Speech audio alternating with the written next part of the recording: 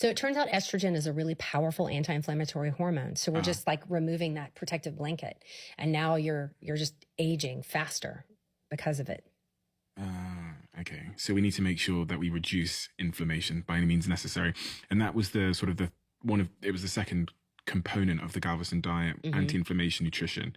If I wanted to have a low inflammation diet, you said there about the sugar.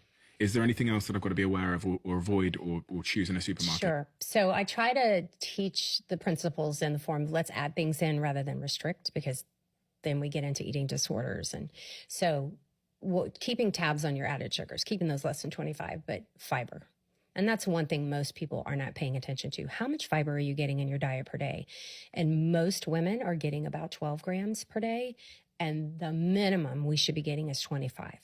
Vitamin D is another huge one. About 85% of my patients and women in menopause are vitamin D deficient, not just low, I mean deficient. We are protecting our skin against sun damage, of course. We're staying indoors more. We're on our screens all the time, but we're also, our gut's changing and our ability to absorb vitamin D is decreasing.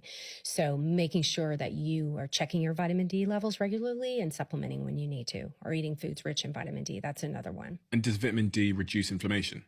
Yes. Okay. So vitamin D is it's a vitamin, but it's also a hormone, and it has multiple functions in the body.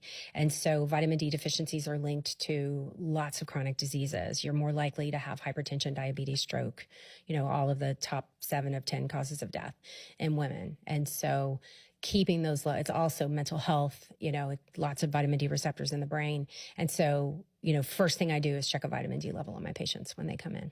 So many of my nutrition-based or medical or doctors that I've spoken to on this show have spoken about fiber, especially in the last 6 months. People historically speak a lot about protein and all these kinds of things, but for some reason, everyone seems to be talking about fiber all of a sudden. So fiber does lots of things for us. It slows down the absorption of glucose into the bloodstream.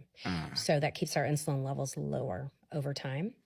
It feeds our gut microbiome. Soluble fiber. So there's 2 types of fiber. There's soluble and insoluble. So insoluble is what kind of, when you mix up a fiber supplement, you see the stuff precipitate down to the bottom. That's the insoluble fiber. That's what pulls water into the gut and kind of moves things quicker through the colon. Soluble fiber dissolves in water. That's the cloudy part. That is the food for our gut microbiome. That is the prebiotic. You don't need a prebiotic if you're getting enough fiber in your diet per day.